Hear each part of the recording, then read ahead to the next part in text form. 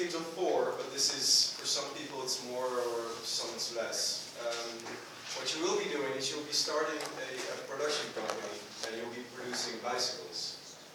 And this company is international, so you'll start off with your headquarters in the Netherlands, because we're from the Netherlands.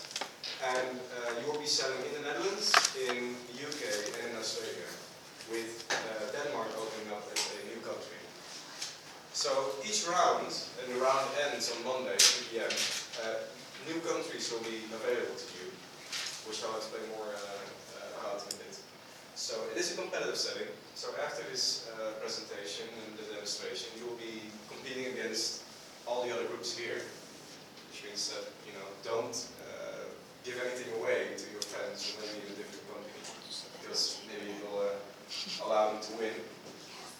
3 products that you are developing: normal bicycles, racing bicycles, and delivery bicycles. And this is important because you need to figure out which products are more popular in certain countries and which are not.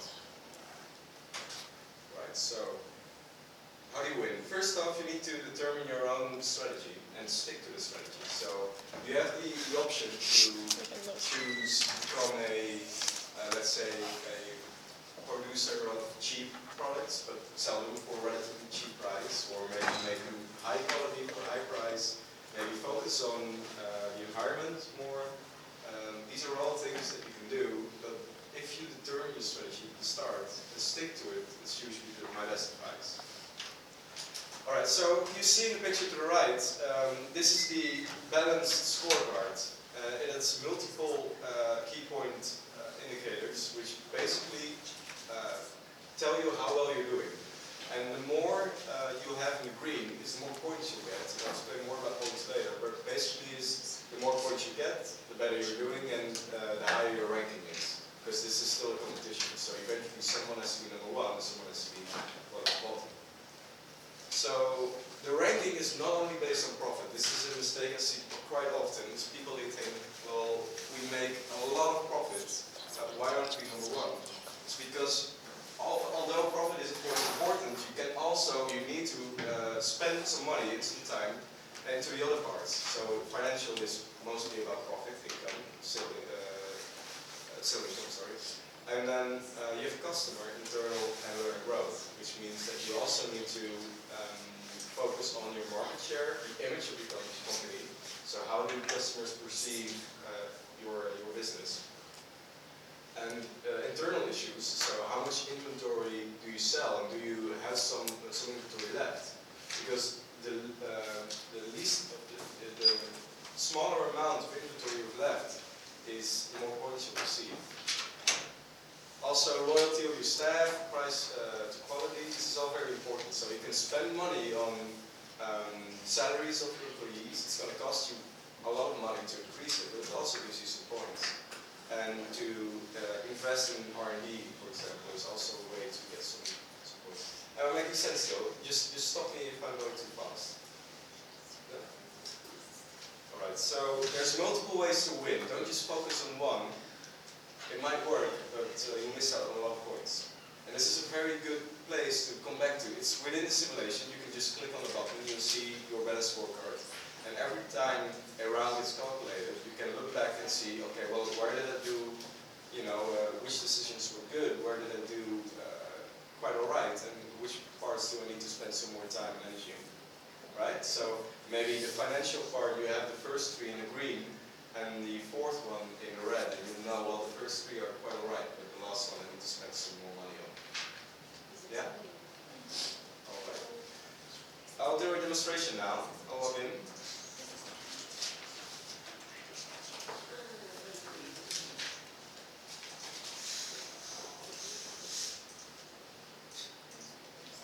So this is the first thing you'll read when you log in. It's basically an introductory message. It shows you around. It gives you a few links to click on.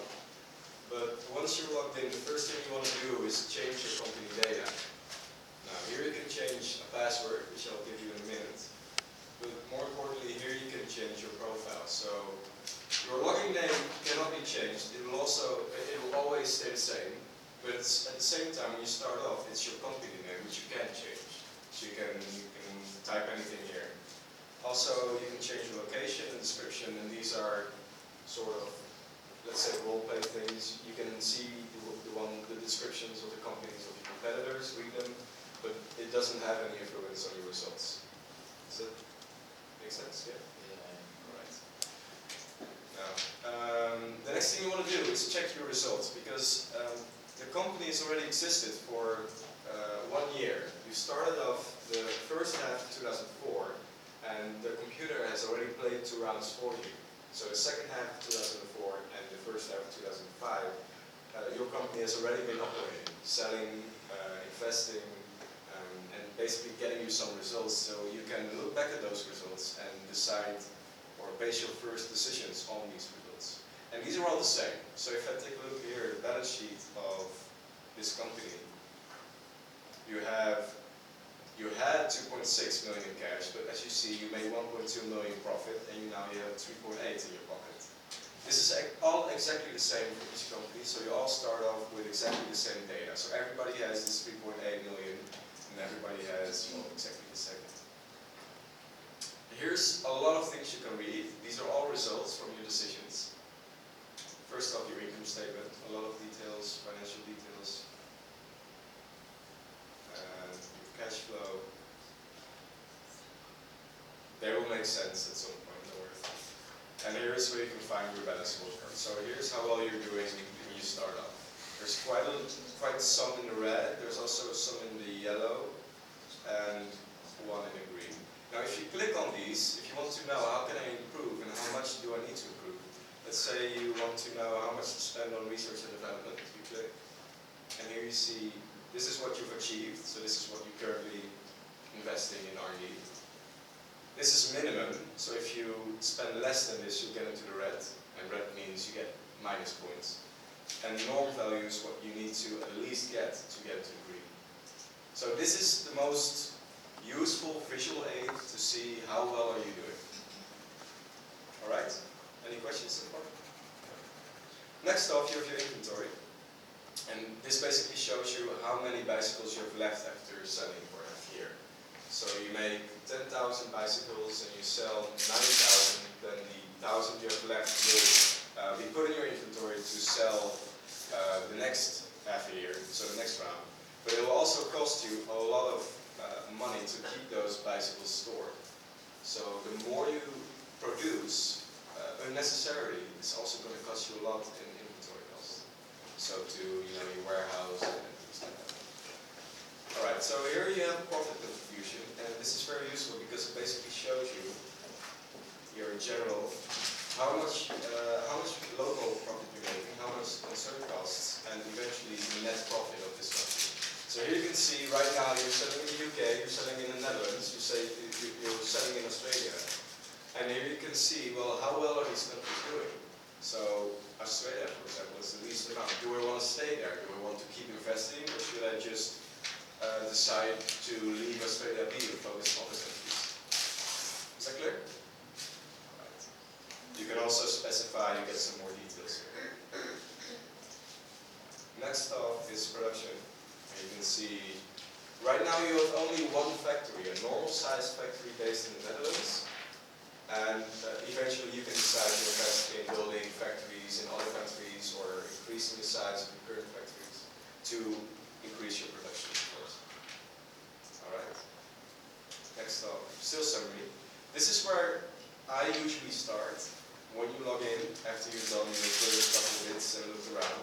You can see here how much you've already sold last round. So here you see your supply was just below your demand, so you could have sold a bit more normal bicycles, a few more. And this is basically saying that, well, you've had too much racing bicycles. You've met the demand, but you've probably had too many. So as you saw in the inventory, you have some bicycles left, some racing bicycles.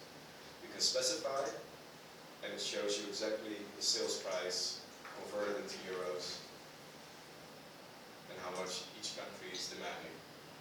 Alright?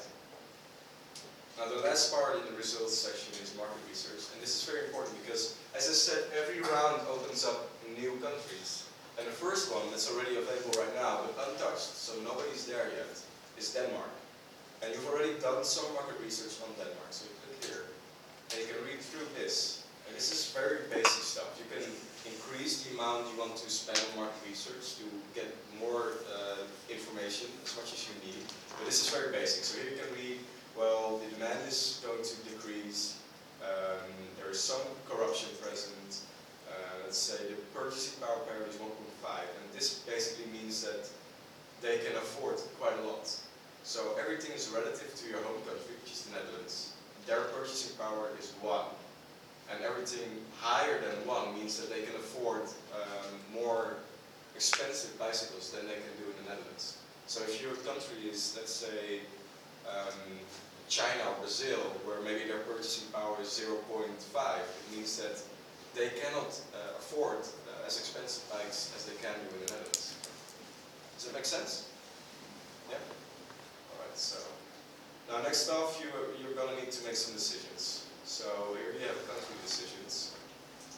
Pick your country that you want to use. Let's say Denmark. So it opened up and here you can decide, well, do I want to start selling here? Click.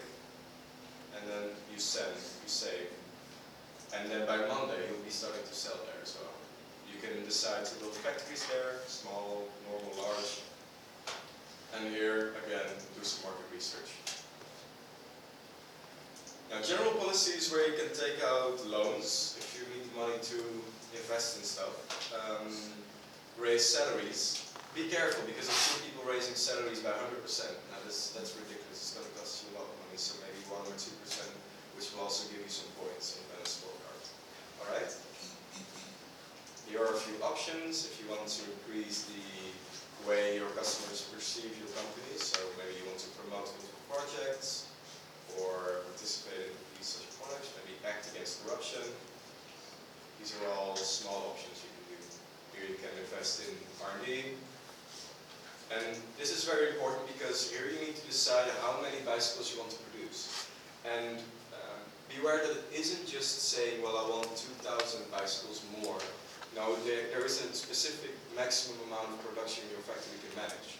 So right here you see that the maximum amount of racing bicycles they can make, this factory, is 106,000, which means that if you want 106,000, you have to put this on 100%, put this on 0, and this as well. So you will not be making any normal bicycles, and you will also not be making any delivery bicycles. But you will be making this exact amount. So if you want to say, as it was before, you will be making 25% of this amount. So keep your calculators handy. This is a fixed amount, so even if you have 0% here, you will still be paying this and variable costs, which you probably are familiar with. Market strategy. This can also be quite confusing at first. You cannot say, well, I want people in Australia to pay $100 for my bike. You don't have that much influence. You need to decide a strategic goal. So you can say to the manager of Australia, say, well, we decide that the Australian branch of our company needs to have a pricing strategy of, let's say, competition orientated. Competition, cost, and market. Competition is basically if you know that this country has a lot of competition, so let's say UK and Australia, these are countries everybody's already selling in, then it's a good idea to focus on competition pricing strategy. But if you want your products to be very low, then go with cost. Did you get this? Right, so that was the hard part. Communication. Here you can issue some press releases, everybody can see them. News messages are very important because every round you get new news messages, and they may include earthquakes or strikes or bee plagues. And these may also have effect on your results. So strikes will mean that you may get half of what you've ordered from your factories. Do you know what I mean? Here are some files that you can use. Use the manual if you're stuck. New countries per round, which is also on the sheet here. Calculation moments, which is basically just Monday, 3 p.m. And the last important part is the stock exchange, because here you see exactly how high or how well, your company is doing. So right now, everybody's exactly the same. And you're in, let's see, purple, so don't mind these. They're all you don't need to worry about these. You need to worry about people in the purple part. So Monday at 3 p.m. you'll see results here. You'll see that maybe somebody's stock value has gone up to 20,000 and they're number one. But as long as they're number one in another country, it doesn't matter. As long as you're on top with, let's say, purple, then you're good. This is the amount of the percentages of how well you've done, so how much you've increased in size. And this is basically your points. So don't mind the euro sign, these are just the points that you're getting. The more points, of course, the more likely you are to win. Right? Are there questions so far? Yeah. Does the market size take in consideration each country? I'm assuming it does. Sorry? So if the market is in the UK or Netherlands, it'll be a lot smaller than, for instance, a market in America or China. Does it account for that? You mean the difference between those? Yes. Yeah, there is a big difference. So you need to do some research on how different they are. For example, I know, because I'm Dutch, that the average amount of bicycles that Dutch people own is 2. On average, we own 2 bicycles. Now, of course, they get stolen almost every week. But maybe in China, they don't have any bicycles, or they don't have any demand. So yes, there's a big difference. Any more? Yeah. Question. Is that the only information about the competitors that we can access? No, that's a good point. I forgot. The only way you can get some details from your competitors is, well, there's 2 ways. You can do some snooping and see what they're doing, or you can click on these companies. So let's say you go with pure purple, so pure A. And this is the only information that you get to see from your competitors. And it shows you how much, well, maybe the loans, their net profit, the turnover, these are ratios, and that's basically it. So it's very limited information about your competitors. Alright, now I'm just going to pass these through, and my advice is just log in, just take a look around, just start clicking on the different, come up with a company name, and then look around the decisions and the results, and then slowly work your way through making some decisions. You can make decisions all throughout the week, but you can change them as many times as you like. But on Monday at 3 p.m., the last decisions that you've put in the system will be made final. Does that make sense? So this is a point where you need to sit with your groups. Yes. Your teams. Bye.